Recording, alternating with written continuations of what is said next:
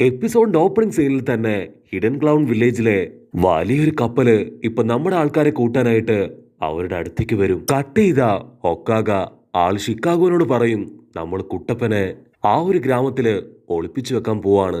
അവനോട് ഞാൻ ഇതൊരു എസ്രാങ് മിഷൻ ആണ് എന്നാണ് പറഞ്ഞിരിക്കുന്നത്. അതിന് ഷിക്കാഗോ പറയും, ഉറപ്പായിട്ടും യുദ്ധത്തെക്കുറിച്ച് അറിഞ്ഞ് അവൻ പറന്ന് ഗ്രാമത്തിലേക്ക് തിരികെ എത്തും. അതുകൊണ്ട് ഒരു കാരണവശാലും അവനത് അറിയാൻ പാടില്ല. അത് കേട്ട് ഒക്കാക, ഒരിക്കലുമില്ല, കുട്ടപ്പനത് ഒരിക്കലും അറിയാൻ പാടില്ല.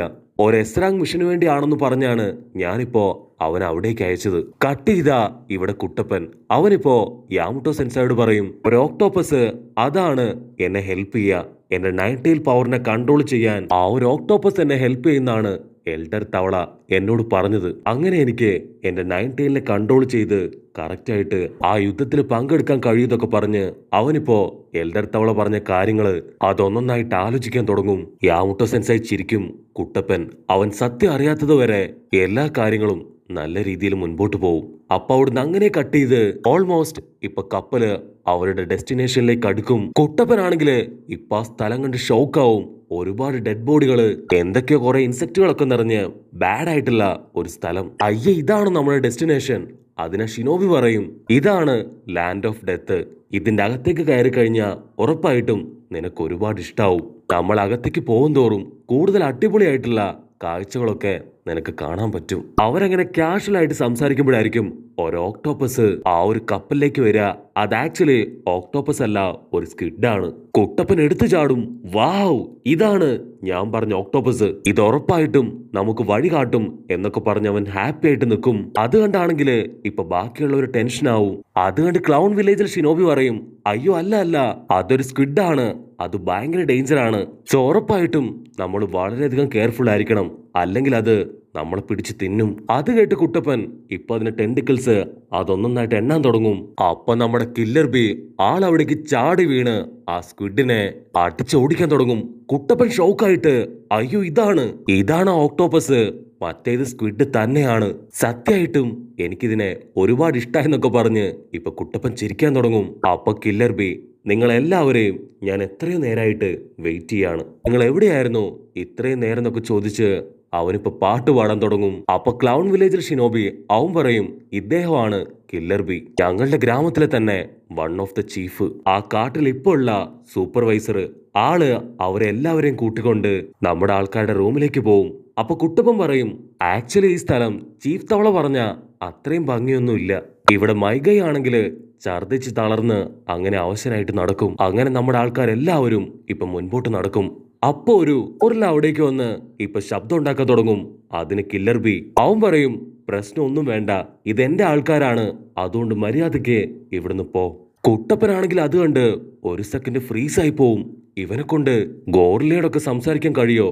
അതിനാ ഷിനോബി പറയും, കില്ലർ ബിക്ക് ഒരുപാട് പവറുകളുണ്ട്, മാത്രമല്ല ഈ കാട്ടില് ഒരുപാട് ടെക്നിക്സും ഞങ്ങൾ അറേഞ്ച് ചെയ്തിട്ടുണ്ട്. ഈ കാട്ടിലേക്ക് ആരും വരാതിരിക്കാൻ ഒരുപാട് ബാരിയേഴ്സ്, അഥവാ ആരെങ്കിലും കടന്നുകൂടിയ അവരെ കണ്ടുപിടിക്കാനുള്ള സിഗ്നൽസ്, അങ്ങനെ ഒരുപാട് ടെക്നിക്സ് ഈ കാട്ടിലുണ്ട്.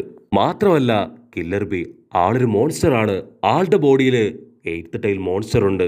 ഈ ഐസ്ലാൻഡിൽ വെച്ചാണ് ആ ഒരു എയ്ത്ത് ടൈലിനെ കൺട്രോൾ ചെയ്യാൻ മാസ്റ്റർ പഠിച്ചത്. അത് കേട്ട് കുട്ടപ്പൻ അവൻ ഷോക്കാവും. അപ്പൊ അവിടുന്ന് അങ്ങനെ കട്ട് ചെയ്ത് ഇപ്പൊ ഷിനോബി നമ്മുടെ ആൾക്കാർക്കുള്ള റൂമുകൾ കാണിച്ചു കൊടുക്കും. കുട്ടപ്പനാണെങ്കില് റൂമിൽ എത്തുമ്പോ തന്നെ കില്ലർ ബിയുടെ ചിന്തകൾ മാത്രമാണ്. കുട്ടപ്പൻ പതിയെ നടന്ന് ഇപ്പൊ കില്ലർ ബിയുടെ റൂമിന്റെ മുൻപിലെത്തി ഡോർ നോക്ക് ചെയ്യും. അപ്പൊ വാതിൽ തുറന്ന് കില്ലർ ബി ചോദിക്കും, എന്തുപറ്റി, എന്തെങ്കിലും കുഴപ്പമുണ്ടോ? അതിന് കുട്ടപ്പൻ അവൻ പറയും, ഞാനും നിന്നെപ്പോലെ ഒരു മോൺസ്റ്റർ ആണ്. എന്റെ ഉള്ളില് ആ നയൻത്ത് ടൈൽ മോൺസ്റ്റർ ഉണ്ട്. അതിനെ കൺട്രോൾ ചെയ്യാൻ മാത്രം എന്നെ കൊണ്ട് കഴിയുന്നില്ല. നിനക്ക് ബുദ്ധിമുട്ടില്ലെങ്കിൽ അതിനെ കൺട്രോൾ ചെയ്യാൻ നീ എനിക്ക് ട്രെയിനിങ് തരോ? അതിന് കില്ലർ ബി ടെൻഷനായിട്ട്, എന്നെ കൊണ്ട് പറ്റില്ല, ഞാനിവിടെ ഒരു വെക്കേഷന് വന്നതാണ്. ഉടനെ നമ്മുടെ ചെക്കൻ ഇപ്പൊ ഒരു പാട്ടൊക്കെ പാടി അവനെ സോപ്പിടാൻ നോക്കും. അത് കേൾക്കുമ്പോ ഇപ്പൊ കില്ലർ ബിക്കും കുട്ടപ്പനോട് ചെറിയൊരു ഇഷ്ടമൊക്കെ അങ്ങനെ തോന്നി തുടങ്ങും. കുട്ടപ്പൻ അവനെ കുറച്ചുകൂടെ ഇംപ്രസ് ചെയ്യാനായിട്ട് ഇപ്പൊ സെക്സി ജിപ്സ് യൂസ് ചെയ്യും. ഒരു പെണ്ണായി മാറി അവന്റെ മുഖത്ത് ഒരു ചുംബനം കൊടുക്കും. അത് കില്ലർ ബിക്ക് അത്രയ്ക്ക് അങ്ങോട്ട് ഇഷ്ടാവില്ല. അവൻ ദേഷ്യപ്പെട്ട് അവന്റെ വാതിൽ വലിച്ചടയ്ക്കും. കട്ട് ചെയ്ത കുട്ടപ്പൻ അവനിപ്പോ ദേഷ്യപ്പെട്ട് ആ ക്ലൗൺ വില്ലേജിലെ ഷിനോബിയുടെ അടുത്തേക്ക് വരും. ഷിനോബി ചോദിക്കും, എന്തു പറ്റി, എന്താ ഉണ്ടായേ? അതിന് കുട്ടപ്പൻ അവൻ ദേഷ്യപ്പെട്ടു പറയും, നീയല്ലേ പറഞ്ഞേ ആ കില്ലർ ബി അവന്റെ 8th ടൈലിനെ കൺട്രോൾ ചെയ്തെന്ന്. അവനെ പോലെ ഞാനും ഒരു മോൺസ്റ്റർ ആണ്. എന്റെ ബോഡിയിൽ 9th ടൈലുണ്ട്. അതിനെ കൺട്രോൾ ചെയ്യാൻ എന്നെ ഒന്ന് സഹായിക്കൂ എന്ന് ഞാൻ അവനോട് ചോദിച്ചു. അതിന് അവൻ എന്നെ ഇൻസൾട്ട് ചെയ്ത് വാതിലടച്ചു. സോ ഉറപ്പായിട്ടും നീ എന്നെ സഹായിക്കണം. എന്റെ 9th ടൈലിനെ കൺട്രോൾ ചെയ്യാൻ നീ വേണം എനിക്കിനി ട്രെയിനിങ് തരാൻ. അതിനാ ഷിനോബി അവൻ ദേഷ്യപ്പെട്ടു പറയും, കില്ലർ ബിയെ കുറിച്ച് ബാഡായിട്ട് സംസാരിക്കാൻ പാടില്ല. നിന്റെ വിഷമം അതെനിക്ക് മനസ്സിലാവും. കാരണം കില്ലർ ബിയും ഇതുപോലുള്ള ഒരുപാട് വിഷമത്തിലൂടെ കടന്നു വന്ന ആളാണ്. ഉറപ്പായിട്ടും ഇന്നല്ലെങ്കിൽ നാളെ നിന്റെ അവസ്ഥ അതവൻ മനസ്സിലാക്കി നിനക്ക് ട്രെയിനിങ് തരും. നീ നിന്നെ കില്ലർ ബിയുടെ മുൻപിൽ ഇൻട്രൊഡ്യൂസ് ചെയ്തോ?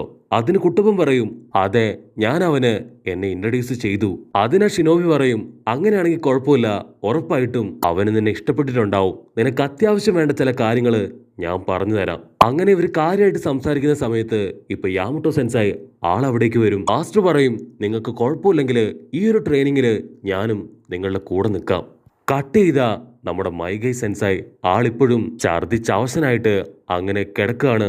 അപ്പാ ഷിനോബി ആളവിടേക്ക് വരും. അവൻ പറയും, കുഴപ്പമൊന്നുമില്ല മാസ്റ്റർ, ഇപ്പോ ഓക്കെയാണ്. ഞാൻ വെള്ളം കൊണ്ടുവന്നിട്ടുണ്ട്, അത് കുടിക്കുകയാണെങ്കിൽ കുറച്ചുകൂടെ റിലീഫ് തോന്നും. അതിന് സെൻസായി പറയും, അതെ, ഞാനിപ്പോ പതിയെ പതിയെ ഓക്കെ വരുന്നുണ്ട്. പക്ഷെ എന്റെ ഇമാജിനേഷനിൽ ഞാൻ ഇപ്പോഴും ആ കടൽ തന്നെയാണെന്നാണ് എനിക്ക് തോന്നുന്നത്. അപ്പൊ അവിടുന്ന് അങ്ങനെ കട്ട് ചെയ്ത് ഇപ്പൊ കുട്ടപ്പനെയും ടീംസിനെയും കാണിക്കും. അവര് 3 പേരും ഇപ്പൊ പ്രാക്ടീസ് ഒക്കെ ചെയ്യാനായിട്ട് ഒരു വാട്ടർഫോൾസിന്റെ അടുത്തേക്ക് വരും. അപ്പാ ഷിനോബി അവൻ ആ വാട്ടർഫോൾസ് അത് ചൂണ്ടിക്കാണിച്ചിട്ട് പറയും, ഇതിന്റെ മുൻപില് നിങ്ങൾ കോൺസെൻട്രേറ്റ് ചെയ്ത് നിൽക്കുകയാണെങ്കിൽ നിങ്ങളുടെ റിയൽ ഫേസ് നിങ്ങൾക്ക് കാണാൻ കഴിയും. കുട്ടപ്പൻ ഷോക്കായിട്ട്, റിയൽ ഫേസോ? അതെങ്ങനെയും ചോദിക്കും. അതിനാ ഷിനോബി, ഞാൻ പറയുന്ന കേക്ക്, നീ ആ വാട്ടർഫോൾസിന് മുൻപിൽ പോയിട്ട് കോൺസെൻട്രേറ്റ് ചെയ്ത് നീ നിന്നെ തന്നെ ഇമാജിൻ ചെയ്യ്.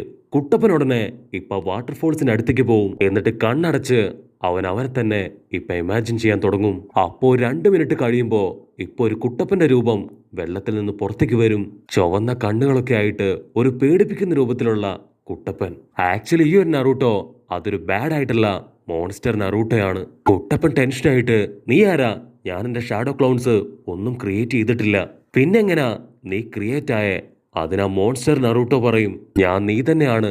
നിന്റെ മനസ്സിലുള്ള വേദനകള്, ബുദ്ധിമുട്ടുകള് അതൊക്കെ തുറന്നു പറയാനായിട്ടാണ് ഞാനിപ്പോ നിന്റെ അടുത്തേക്ക് വന്നത്. നിന്റെ മനസ്സിലെ ഡാർക്ക്നെസ്, ആ ഒരു വെറുപ്പ്, പക, അതെല്ലാം ഞാനാണ്. ആക്ച്വലി നിനക്കും എനിക്കും ഒരു ഡിഫറൻസ് ഉണ്ട്. അത് മറ്റൊന്നുമല്ല, 9 ടൈലിന് ഏറ്റവും ഇഷ്ടം എന്നെയാണ്. ഞാനാണ് റിയൽ നറൂട്ടോ. നിനക്ക് ധൈര്യം ഉണ്ടെങ്കിൽ എന്നെ ഫേസ് ചെയ്യ്. അപ്പൊ അവിടുന്ന് അങ്ങനെ ബ്ലാക്ക് ഔട്ട് ചെയ്ത് ഇപ്പൊ യാമട്ടോ സെൻസായി കാണിക്കും. മാസ്റ്ററിന് എന്തോ പന്തികേട് തോന്നി ആളിപ്പോ നിലവിളിക്കാൻ തുടങ്ങും. കുട്ടപ്പാ, തിരികെ വായോ, നിനക്ക് എന്ത് പറ്റി? അതിനാ ഷിനോബി പറയും, അവൻ നമ്മൾ പറയുന്നത് ഒന്നും തന്നെ കേൾക്കില്ല. അവനിപ്പോ അവന്റെ റിയൽ ഫേസുമായിട്ട് സംസാരിച്ചുകൊണ്ടിരിക്കുകയായിരിക്കും. കട്ട് ചെയ്ത ഇവിടെ കുട്ടപ്പനും ആ ബാഡ് കുട്ടപ്പനും അവർ 2 പേരും തമ്മില് പൊരിഞ്ഞ ഫൈറ്റ്. മറ്റൊരു ഭാഗത്ത് ആ കില്ലർ ബി അവനിപ്പോ ഒരു പാണ്ഡയുമായിട്ട് ഫൈറ്റിലാണ്. കില്ലർ ബി അവന്റെ ടെന്റിക്കിൾസ് ഉപയോഗിച്ച് ഇപ്പൊ പാണ്ഡയെ അങ്ങനെ ചുരുട്ടിയെടുത്ത് കറക്കേറിയും. അപ്പോഴായിരിക്കും ആ കില്ലർ ബിയുടെ 8th ടൈല് ഇപ്പൊ അവനോട് പറയാ, നീ വെറുതെ ഇവിടെ ഫൈറ്റ് ചെയ്ത് കളിക്കുകയാണോ? നിന്റെ സപ്പോർട്ട് ആ 9 ടൈലിന് ആവശ്യമുണ്ട്. ആക്ച്വലി നീ എപ്പോ മുതലാണോ എന്നെ കൺട്രോൾ ചെയ്യാൻ തുടങ്ങിയത്, അപ്പോഴാണ് ഞാനൊരു നല്ല ആളായി മാറാൻ തുടങ്ങിയത്. ഇപ്പൊ നിന്റെ സഹായം അതാ 9 ടൈലിനും നറൂട്ടോ കുട്ടപ്പനും ആവശ്യമാണ്.